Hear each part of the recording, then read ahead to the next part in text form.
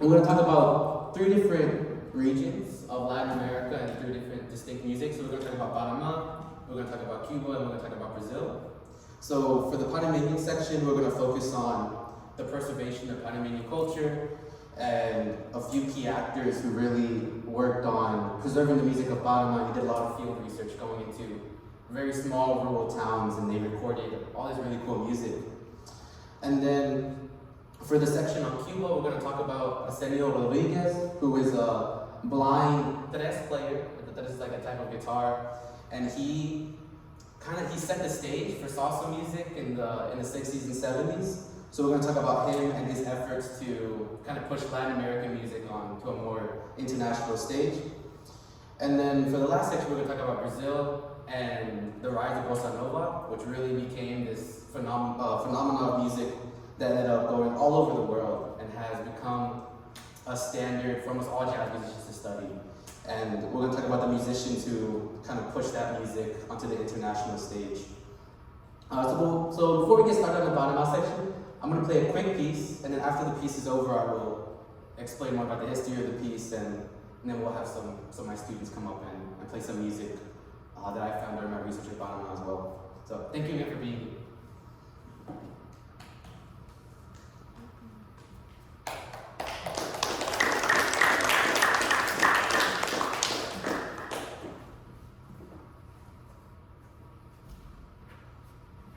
This is not on, right? It's not being on.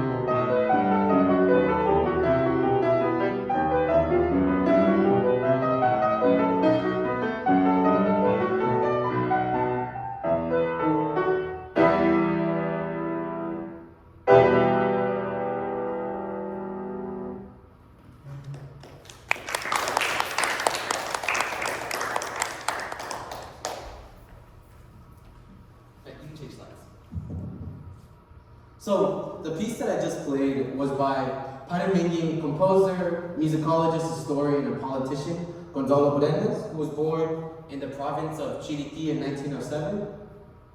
So the reason why I chose Gonzalo Brenes as kind of the main figure I want to talk about for this section of my presentation is because of his efforts in the 1940s and the 1950s to preserve Panamanian music. And he even abandoned this illustrious career he could have had in Europe to come back to Panama just so he could work on researching and pushing Panamanian culture forward. And I also want to talk about why it was so important for him to come back. You can go to the next slide real quick. So Gonzalo Brenes was born in the province of Chiriquí, and for his formative years, he spent it in David, where he studied piano. And then from David, he moved to Panama City, where he then working at the National School of Music. And then after, upon graduation, I think he got a degree, his bachelor's degree in Panama City. He then moved to graduate studies in Germany, where he began studying under some really interesting European figures, such as Richard Strauss and Igor Stravinsky. I don't know if you guys know who Igor Stravinsky is. He wrote The Rite of Spring, which is a very interesting story. But, so during his time in Germany, one of his advisors had urged him to return to Panama and to, instead of composing European Western music, he advised him to instead go back to Panama and compose music in the style of folkloric music of Panama. So he returned to Panama in the 40s, and he began working as a historian and as a musician, teaching history and music in various schools in Chiriquí and Panama City. But he also did a lot of field research in the provinces of Herrera and Los Santos. So a lot of his work happened in these two provinces, where he would go into small rural towns and he would record the dances that he saw, he would record the music that he saw, and he did a lot of work in notating the music as well, as a lot of Panamanian music was passed through oral traditions. So everything was learned by ear and none of it was ever notated. So a lot of the music tends to change as oral traditions move forward and the originals are forgotten. So Gonzalo Bonez did a lot of work in notating the music into Western notation so that it could be preserved for much longer. And now the reason why this work was so important was because of the early nation building of Panama. And you can go to the next slide. So Panama is a relatively young nation. It only got its independence from Colombia in 1903. And in 1904, the construction of the Panama Canal began, which Americans kind of came and took over that whole zone, which is a story in itself. But when elite Panamanians took over Panama for the first time in 1903, a lot of them were talking about the lack of culture that was in Panama. And they talked about how the existing folkloric traditions of the indigenous people, of the Afro-Latinos, and the people of rural Panama, they called the music primitive, unsophisticated, and they constantly talk about Panama lacking culture. And a lot of these Panamanian elites who were in charge of the politics in Panama were educated in the US and Europe. So when they finally took power, they made a lot of efforts to just push European culture into Panama. So when they were in Panama, they built the National School of Music, which was all centered around teaching European music. And then they also built the National Theater, which only premiered European operas and symphonies, and Panamanian musicians were never highlighted. And so I wanted to play this song that was written around the 1930s. It is a tamborito, which is a very popular, you can play it on top, which is a very popular style of Latin American music. But I think this really encapsulates what Panamanians were feeling during the time of the early years of Panama.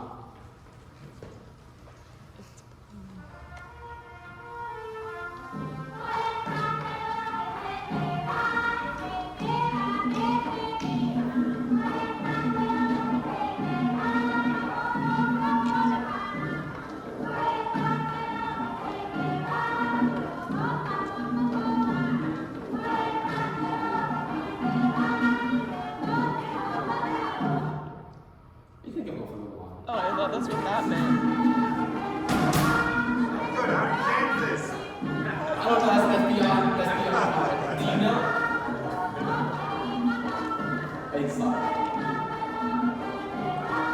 So I apologize for not having translations. I had made translations for all these songs, but we would have made it for like 3 hours, and nobody wants to be here for that long.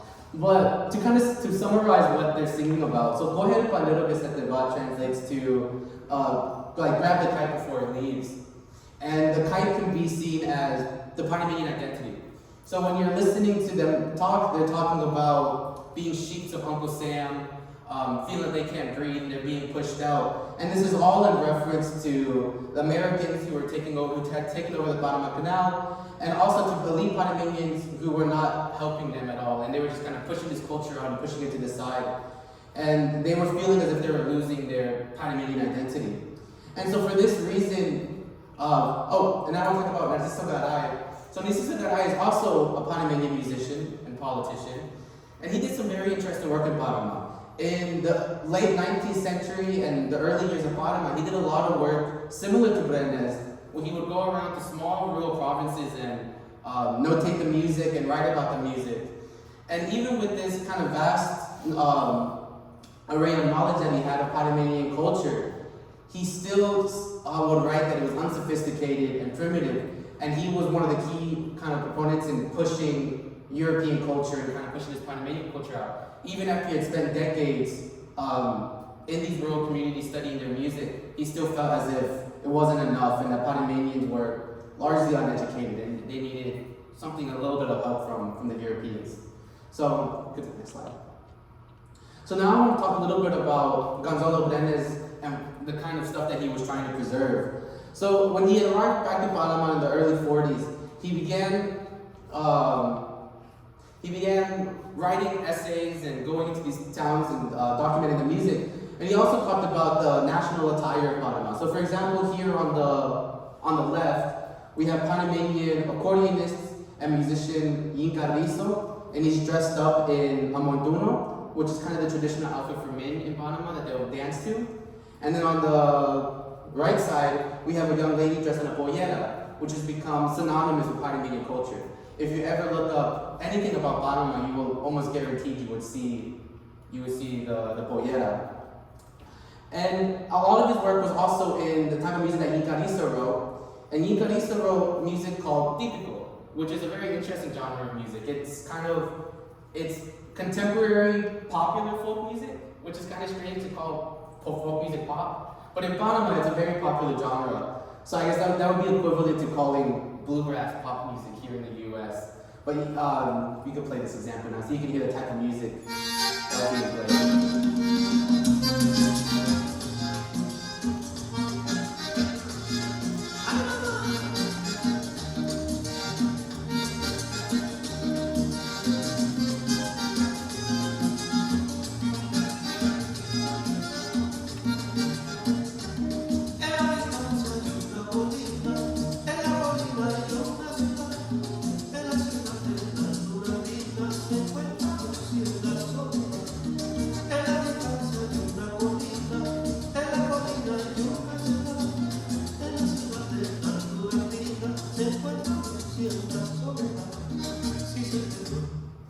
Yeah, and the accordion has become a very popular instrument in Panama as well, and that also become the face of Panamanian culture. Although around Gonzalo Brenes' time in the 50s and 40s, it was the violin as opposed to the accordion. I struggle to find recordings of the violin, but there are a lot of documents that talk about the transition between the violin to the accordion in the 50s and the 60s, and then how the accordion kind of rose to fame in Panama. There's even accordion competitions that happen in Panama. It's really cool. Okay, you can move on to the next slide. So now in this slide, we're going to see the montuno and the pollera and that music that you just heard that has the accordion playing all kind of together in a traditional dance.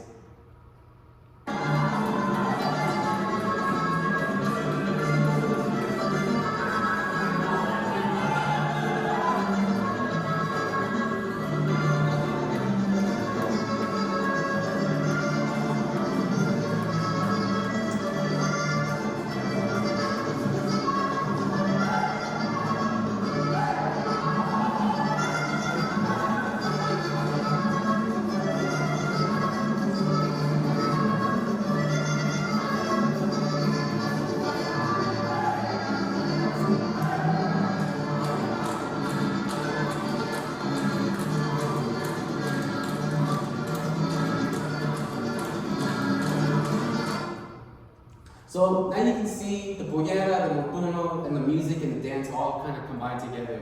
And this was the type of work that Gonzalo Brenes was doing in the 40s. And now today, a lot of this music is being celebrated in schools, it's being taught to children, and there's these large festivals that are all surrounded around the montuno and the pollera and típico. But in the early years of Panama, none of this was celebrated. This was not taught in schools, and instead all this stuff was trying to be pushed out. And a lot of Gonzalo Brenes, his work, even some of his original compositions, are still taught to school children, and they do plays around the work that he did in Panama. So, this is the next slide now. And then before we wrap up this section, I want to take a little diversion into Mexican pianist and composer Manuel Ponce. So Gonzalo Brenes is also deeply in politics as well. And a lot of his funding and the jobs that he acquired was through his political affiliations.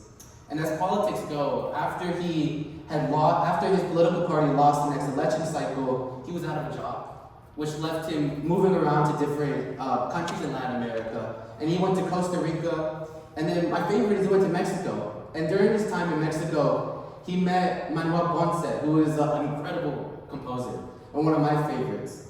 And so I just wanted to stick to a quick diversion to listen to some music from Manuel Ponce. And this is one of his most famous songs called Estrellita. You can play it. And then, so this is just one recording of the piece.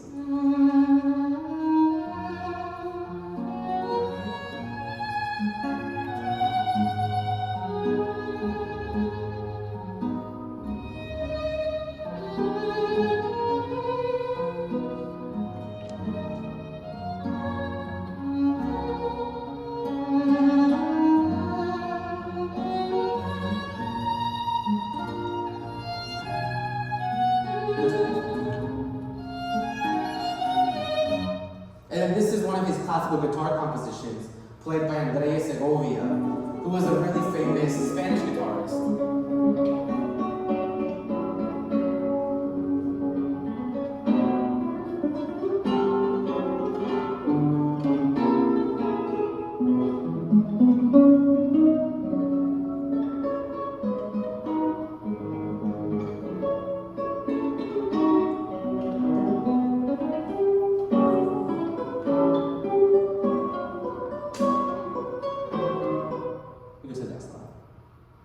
So now, to wrap up the celebration of Gonzalo Brenes' music and this section of Panamá, I would like to bring up two of my students to come play some pieces that I found in Panama in the National Library when I was doing my research. So you come up in a second. You can relax. take a breather before you come up and play. But so the music that Gonzalo Brenes, this music that we're about to perform, is from a collection of 11 pieces that come from a suite that is titled, it's a message to Dora Zarate and Manuel Zarate, who were two Panamanian folklorists, musicologists, historians that did similar work to Gonzalo Brenes. So in this suite, it's a dedication to them and the work that they did as well. So I thought it would be fitting to play some of the pieces from this suite. So the first one I played was from that suite, and then we're about to hear two more pieces from that suite as well. We could bring Marco Sid to play the first piece.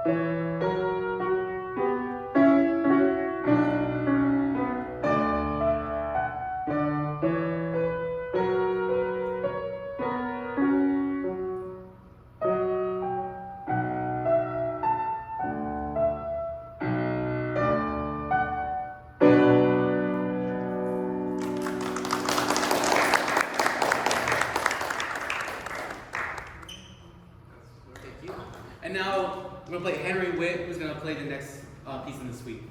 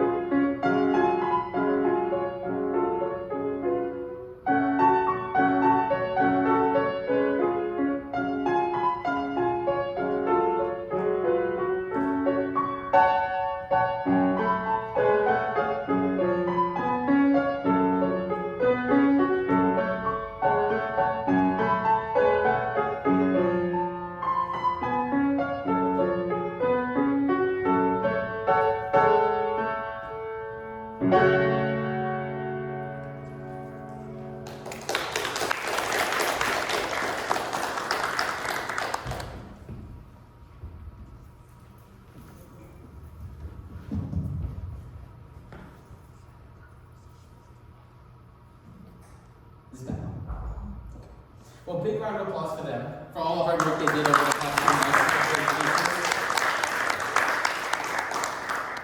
months. So, thank you again for playing. Okay, so now we can move on from Gonzalo Brenes and Panameño music, and now continue with our musical buffet into Afro-Cuban music and the foundations of salsa music. So, before I talk about anything, I'd like to play a short clip of a musician I mentioned previously, Arsenio Rodriguez, who was performing on a Cuban tres.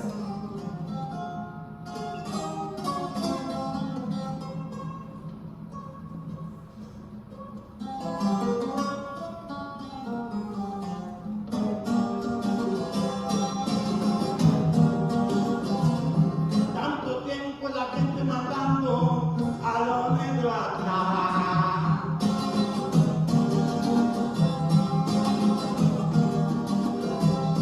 Tanto tiempo la gente matando a los negros atrás.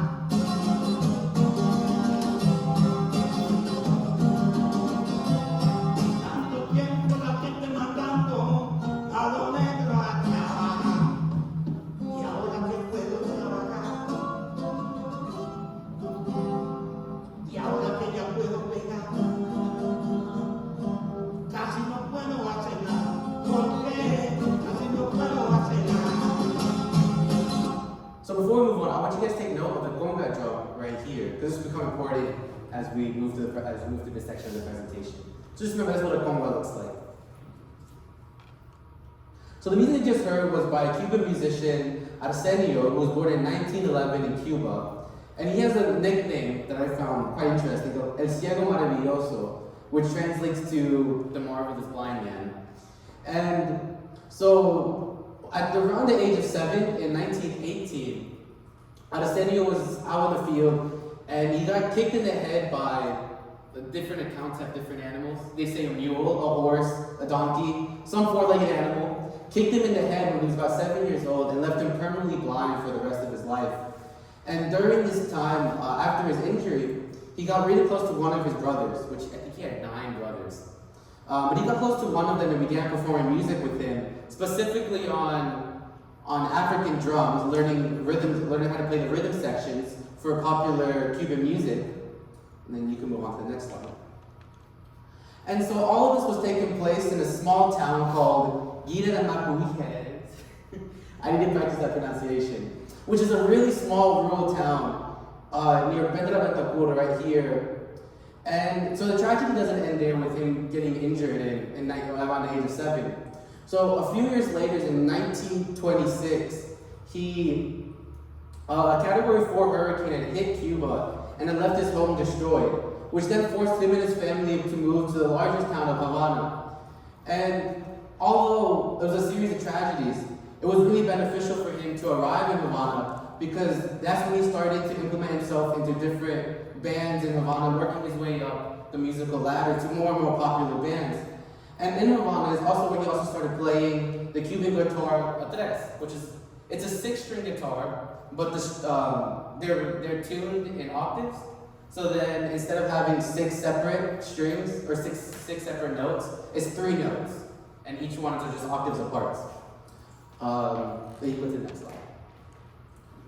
So during Arsenio's rise, and then he had his own and development of his own bands, we get to see the large influence that he had on not only Afro-Cuban music, but the instrumentation for salsa bands as well. And so we get to see the development of early salsa music through Arsenio's music.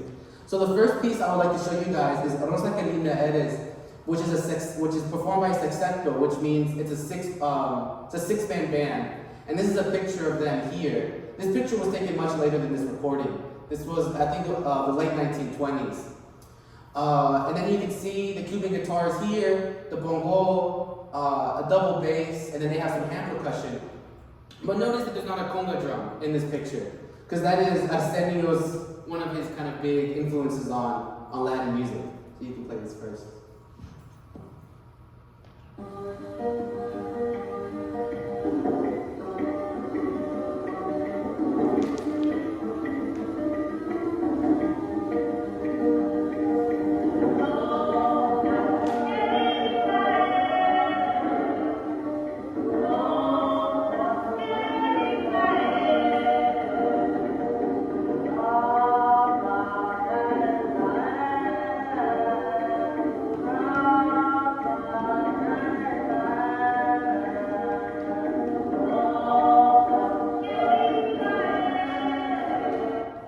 So you can kind of tell it vaguely resembles salsa music, but notice the instrumentations are very different between these two. So for example, in this Rosa que linda eres, there is no piano, there is no conga drum, and most importantly, there's no horn section, which becomes very popular in Latin American music.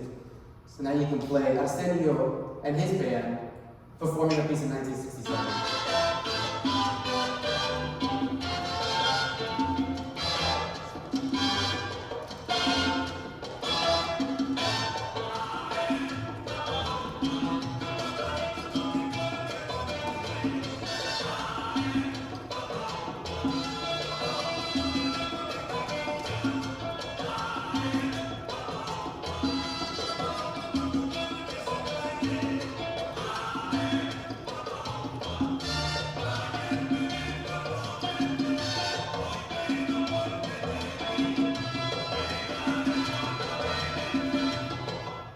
So then you can notice the difference in instrumentation. So Arsenio had a large influence in bringing and expanding the salsa band.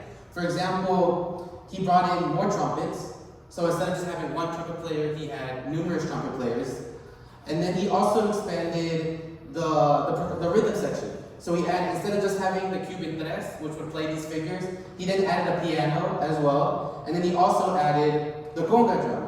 And so Arsenio, being an Afro-Cuban musician, he was very proud of his African roots. And so part of being proud of his roots was him bringing in the conga drum into the band. And the conga has now become has become synonymous with Latin American music. But that wasn't the case before Arsenio. So he really helped to popularize this form of instrumentation. And then he eventually left Cuba and started touring in the US, where he eventually spent some time in the Bronx in New York. And salsa music came out of New York. So you can kind of see when Arsenio arrived in the US and was playing this new type of montuno, which is the music that he plays called. When he had brought this to the Americas and was traveling around playing these songs, he had a large influence on all these young musicians from New York. And he also had a lot of influence on musicians outside of the United States, all over Latin America. And we'll get into that here in a second. So I want to show another piece of music called a charanga, which is still Cuban music, but instead of being played on brass instruments, it's instead played on violins and flutes, and then they have a set of timbales here. And so it's a completely different type of instrumentation. So I just wanted to show the difference between the different types of music that was happening in Cuba. And this is performed by the orchestra of Antonio Maria Ramon. And I think this piece was recorded in the 1920s. So you can play it, you can hear the difference.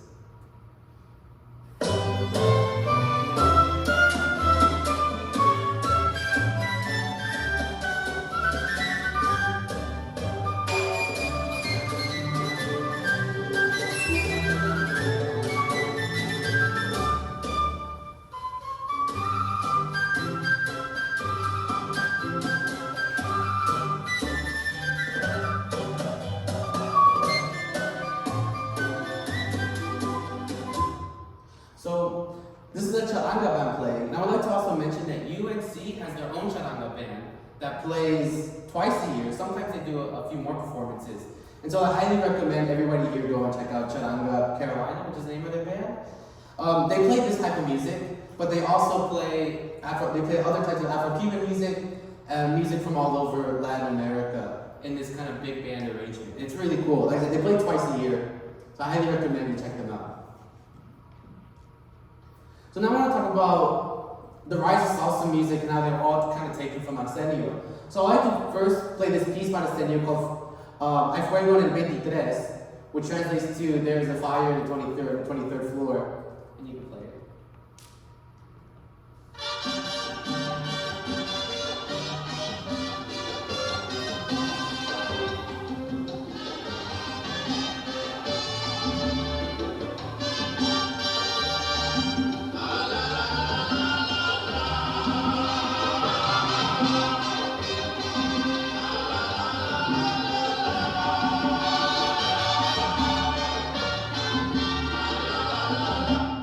Now I want to play the same piece, but now being performed by Selena Ponceña, which is a Puerto Rican salsa band based in the town of Ponce, Puerto Rico.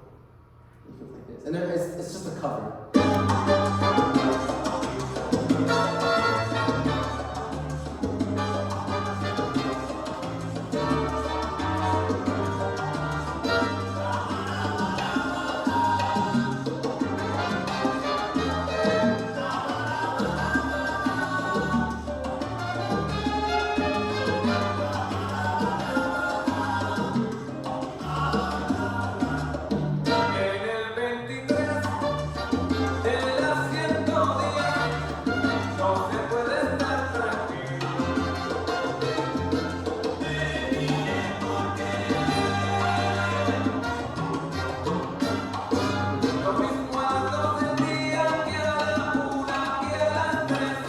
Now I want to show Panamanian artist Ruben Blades also performing salsa music. So we never get to see this, and then you hear the conga drum in the beginning of this piece. So now we're seeing Arsenio's influence all over Latin America. We see him in Puerto Rico, in Panama, and then we will hear a piece by a New York artist, Tito Puente next. Por la esquina del viejo barrio lo vi pasar con el tumbao que tienen los guapos al caminar, las manos en los bolsillos de su gabán, pa' que no sepa en cuál de ellas lleva el puñal.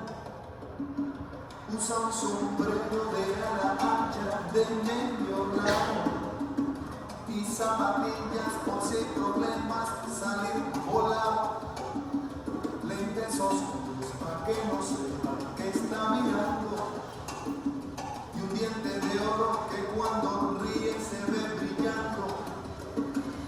Como a 3 cuadras de aquella esquina una mujer va recorriendo una acera entera por quinta vez, y en un salón entra y se da un trago para olvidar que el día está flojo y no hay clientes para trabajar.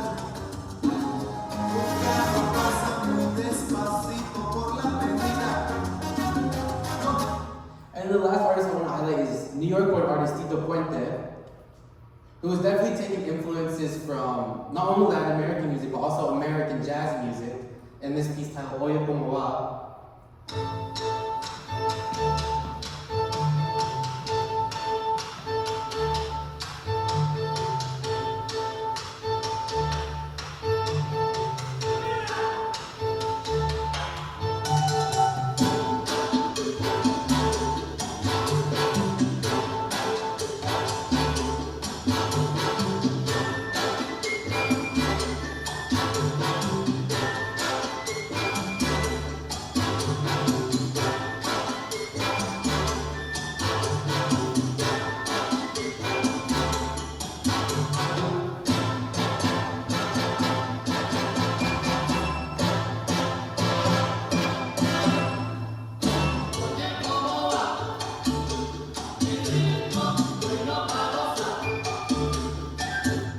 So we can see how Arsenio, who started as a small town musician in the 1920s, worked his way up to stardom in the 1940s and implemented the larger horn section, implemented the conga drum, implemented the piano, and how this had such a profound impact on salsa music all over Latin America. And he really set the foundation for all of these artists to take his music and then run away with it and make something new.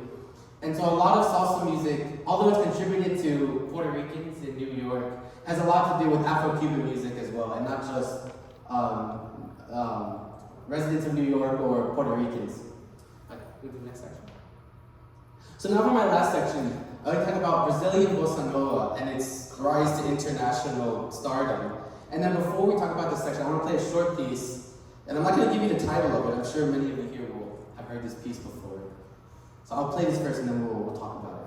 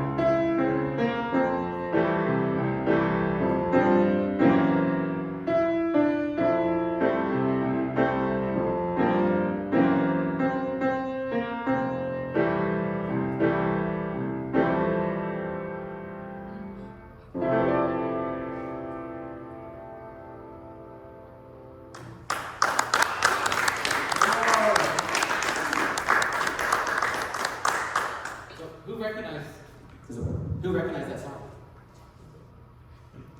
A few people recognize it. Yeah, so the name of the piece is The Girl from Ipanema, which we're going to get into later, but it became one of the most famous pieces ever recorded in the history of music. You can go on to that. So I want to talk a little bit about what is bossa nova and what does it mean. So bossa nova translates directly to new wave or new trend, And so we can kind of interpret that as it is the new genre of music that all the youngsters are doing. But this wasn't a sufficient interpretation for many bossa musicians in the 1950s and 60s. They wanted to get a little more philosophical, and they wanted to really push what bossa nova meant. And also, they wanted bossa nova to become Brazilian's national music, which at the time was samba. And so when they would talk to politicians, they would have all these interesting interpretations of what bossa nova meant. So I want to give a few quotes from a few bossa nova enthusiasts and musicians. So this is Ronaldo Boscoli, who was a musician and worked with a lot of bossa nova musicians. And he had said that philosophically, bossa nova is a state of mind. Chaplin, Prokofiev, Debussy, maybe even Beethoven had been bossa nova of their time. I like how he says maybe even Beethoven is as good as us bossa nova musicians. But you can see how he's kind of framing it as we are like the next great musicians, right? We are the next Beethoven, we are the next Debussy. And that's how he was framing this to politicians of the time, to really push bossa nova forward and make it Brazil's national music. And now we have a more interesting interpretation here. So this is second generation Brazilian. His family comes from Germany, and he's a poet, and his name is Augusto Frederico Schmidt, who during one of these kind of dinners that they would have with politicians, he had mentioned, bossa nova is modern man's encounter with eternal mankind. He's like this rooster, calm and peaceful, except when he looks at himself in the mirror. Now, what the hell does that even mean? I have no idea. And many bossa nova musicians also had no idea. But they found it so profound that they decided to document it, and this is what they told people when they would ask about what does bossa nova mean. This became important enough to write down, apparently. So for the philosophers among us, you guys can try to interpret that in your own way. But I have no idea what it means. But like I said, it has lasted like a little over 60 years in the history books. It must have been important. So now with the meaning of bossa nova out of the way, I want to talk about the early inspirations of bossa nova. And there's a large American influence on this Brazilian music. Starting with Dick Farney, who in 1946 recorded Copacabana, which is a style of music very influenced by Frank Sinatra. And so you can play it. You can hear how he just sounds like a Brazilian Portuguese Frank Sinatra.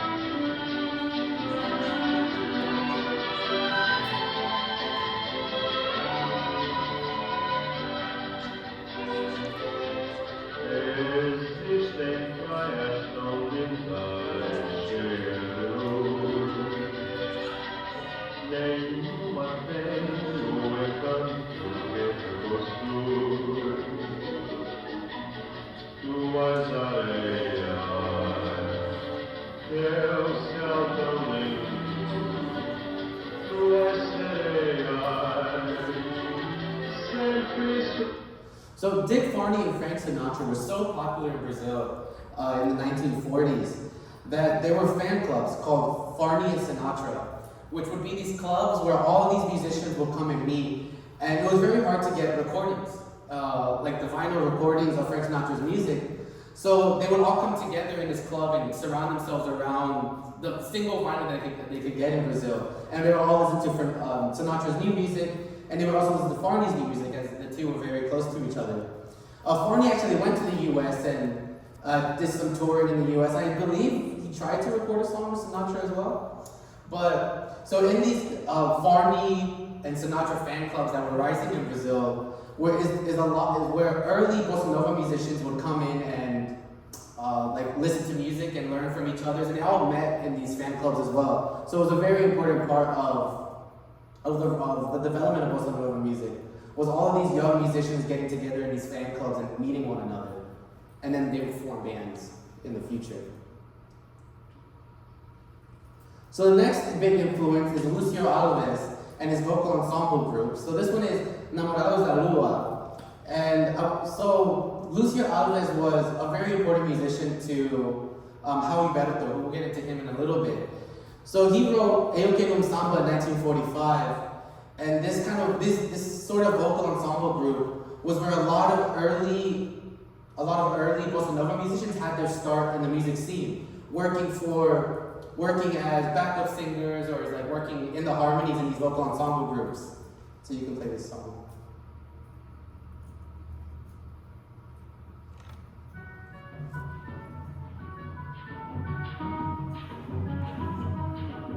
And these vocal ensembles are also inspired by American vocal groups.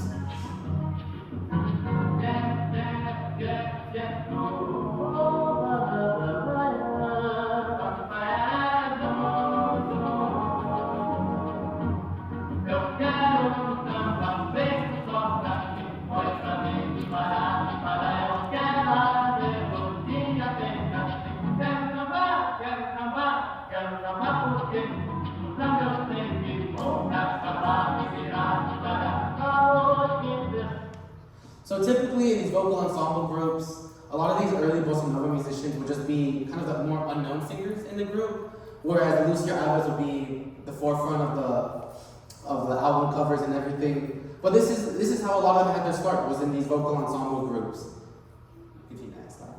So now I want to talk about the two kind of key characters that led to the development of bossa nova. And so the first one, João Gilberto, he comes from the region of Bahia. And then Antonio Carlos Jobim comes from the region of Rio de Janeiro. And this is kind of really where the music starts to happen. Go to the next section. So I want to talk about João Gilberto first. So he has a very interesting story. So he comes from a middle-class family, and his father wanted him to be a lawyer, an engineer. He wanted him to go to school and become a sort of a professional. But as like these stories go, João Gilberto had a different idea of what he wanted to do with his life, and he wanted to be a musician. So at the ripe age of 18, he left his town of Bahia and went to Rio de Janeiro, where he got implemented in these vocal ensemble groups. And he thought that he was better than everybody in these vocal ensemble groups. And as I said, most of these younger guys were just singers in the group. They wouldn't be the main singer. They wouldn't be the lead of the cover. And so João Gilberto wasn't really happy with that. So he would constantly skip practice and not show up. And he eventually got kicked out of his vocal ensemble group. And then his father had gotten him a job as a secretary, some political building. And he also lost that job because he never showed up. But he was a very charming man. So a lot of his friends helped him and like housed him and didn't make him pay rent. So he was able to stay on Rio de Janeiro and make some very important connections. Although a lot of them fell through because he just thought he was better than everybody else and that his music deserved to be in the worldwide stage. So he eventually fell into drugs, and then he left Rio de Janeiro, and one of his friends took him in and told him that if you continue down this line, you're going to die, and nobody's ever going to hear your music. So living with his friend, he started just playing guitar every single day, and he trapped himself in his little room, and he never went anywhere else. And then eventually his friend was like, you have to get out of my house, you're just taking up too much space, and I'm getting tired of you just sitting around doing nothing. So then he took him back to Bahia to his sister's house. And his sister was a lot more patient with her brother. And during João Gilberto's time with his sister, he would lock himself in the bathroom, as he believed it gave the best acoustic sound. So in this bathroom of his sister's house is where he developed the famous bossa nova sound, according to him at least. Like I said, he's quite the character, so a lot of these stories could be made up. But according to him, locked in his sister's bathroom for years, he would sit there and practice his guitar until he found the perfect sound, which he called the bossa nova rhythm. And Ho La La La is one of the first songs he recorded upon getting cleaned up and going back to Rio de Janeiro, and using these connections he made when he was 18, he started to implement himself back into the music scene. And one of these connections he made was Antonio Carlos Jobim, who we'll talk about here in a little bit. And so he came back to Rio de Janeiro, and he was like, hey guys, I'm no longer crazy, I'm no longer on drugs. And I created this new bossa nova beat, and I want everybody to listen to it. And some of his friends listened. And so this is one of the first recordings that he had made. But they didn't let him kind of run away with the music just yet. So we can hear, it's like a remnants of bossa nova, but it still needed a little bit more development.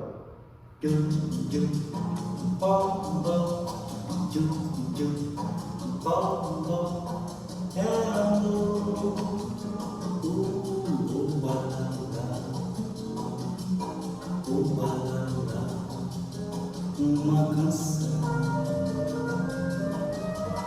Quem ouvir o balão terá feliz o coração, o amor encontrará ouvindo esta canção.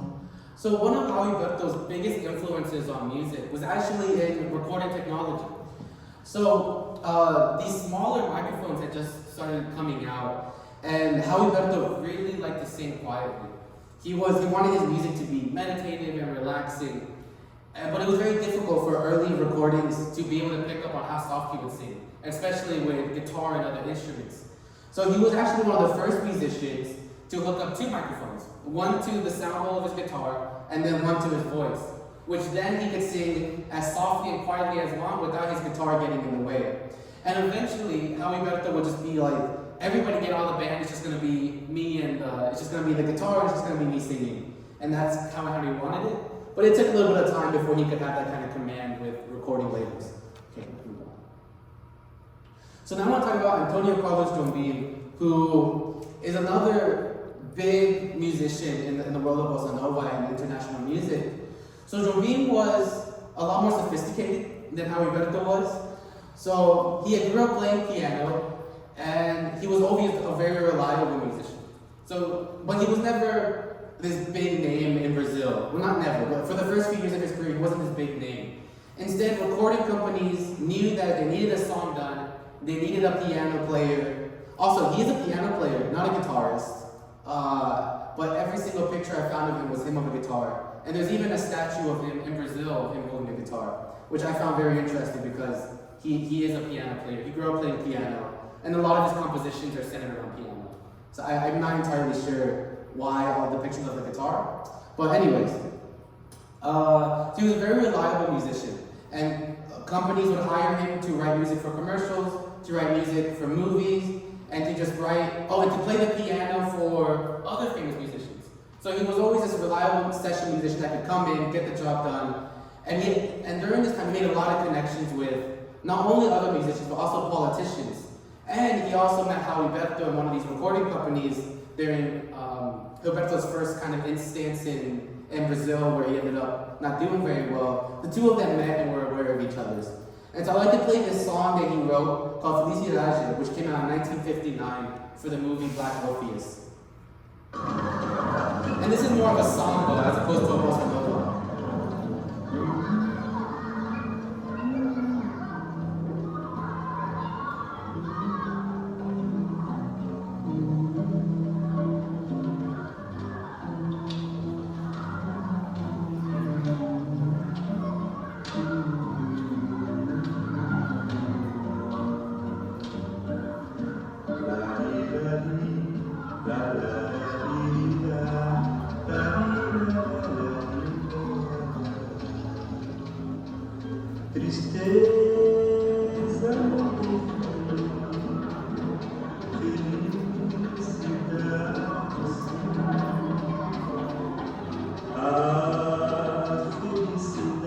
So this piece was written for the movie Black Orpheus, which we're about to talk about now, which also came out in 1959. So Black Orpheus is technically a French film based in Brazil, which tells the story of Orpheus, but it's centered around Brazilians in the favelas and trying to push kind of Brazilian culture to a bigger audience. The movie is accredited to a French filmmaker and some Italian production companies. But the movie is actually based on a play that was written by Antonio Carlos Jobim and another diplomat and poet named Vinicius de Moraes. And the two of them had worked together on the first version of Black Orpheus in many years prior. But this French filmmaker came into Brazil, had heard the play, and was inspired to make a film out of it for an international audience, where he then hired Antonio Carlos Jobim, he hired Vinicius de Moraes, and another guitarist named Luis Bonsfa. He hired all of them to make the music for Black Orpheus. And this was kind of the real kind of thing that got them into the international stage. Because this movie was a hit all over the world. It had won so many world film awards and was acclaimed internationally. And so I want to show a little bit of a clip from the movie and some of the music that you hear in the movie.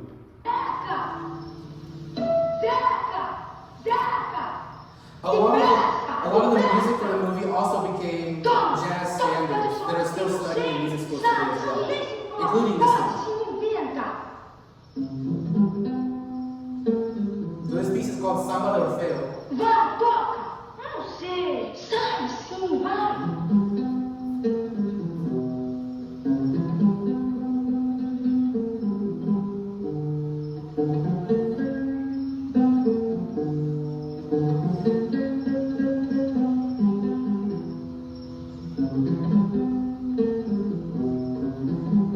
Toca bem, não?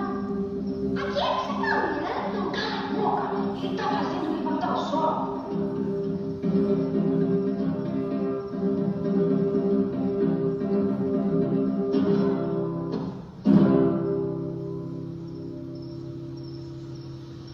Ele fez o sol levantar.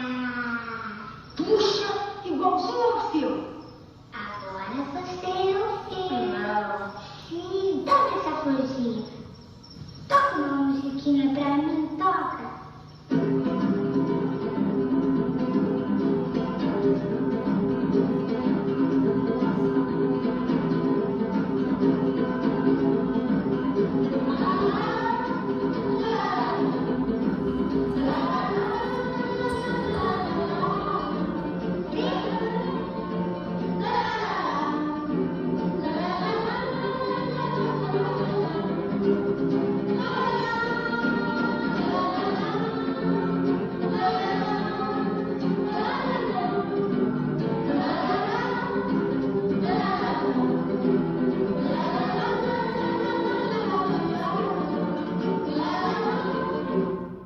So Black Orpheus really helped all of these musicians become internationally recognized. And although the movie itself has a lot of its critics, one of them being that the French and Italian filmmakers got a whole lot more money than any Brazilian who worked on the film. But the musicians themselves are very happy with it, and because they really were able to kind of run along with this international fame and continue spreading Brazilian culture outside of Brazil through this film. So now let's wrap it up really quickly, because we're a little over time. So I want to talk about Stan Getz, who is an American saxophone player. He had traveled to Brazil and began recording music with Brazilian artists. One of them being Antonio Carlos Jobim and Howie Berto, and I had mentioned guitarist Luis Bonsfa a little bit as well. So Getz, upon recording with these guys, he had created one of the greatest albums of all time, and also one of the greatest records of all time. The next one. So in this album titled Getz and Iberto that came out in 1962, it featured several songs, and it had Antonio Carlos Jobim, Howie Berto, Stan Getz, and then Howie Berto's wife, who was named as Strude, singing English lyrics, and the four of them created this album that ended up becoming a classic. And so many pieces from this album have become jazz standards that are studied in jazz school and performed by jazz artists all over the world. So before I play the really famous one, I will play this other piece that truly has the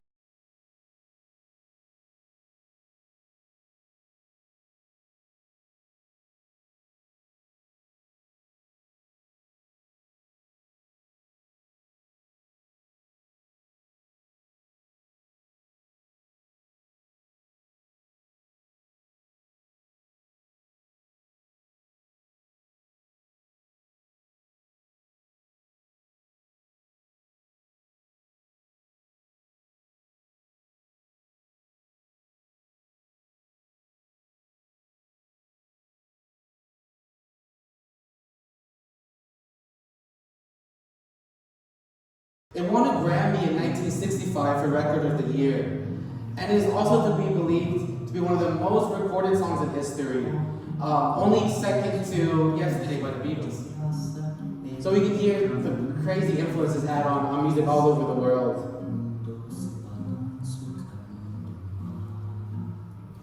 And then we can just end it. We can end it while the music, just keep the music playing. So I'd like to thank everybody for coming today and for listening to me talk for an absurd amount of time. And I hope you guys enjoyed the presentation. And I think everybody here has my email. So I know we talked about a lot of people, we heard a lot of music, and so it was a lot. So if you just send me an email, and I have a music list that has all the artists on it that we talked about, and some other ones, and all the different genres we talked about as well. So just send me an email, and I'll be more happy to send that with anybody here. So I really hope that you guys add some music to your Spotify playlist. Thank you guys.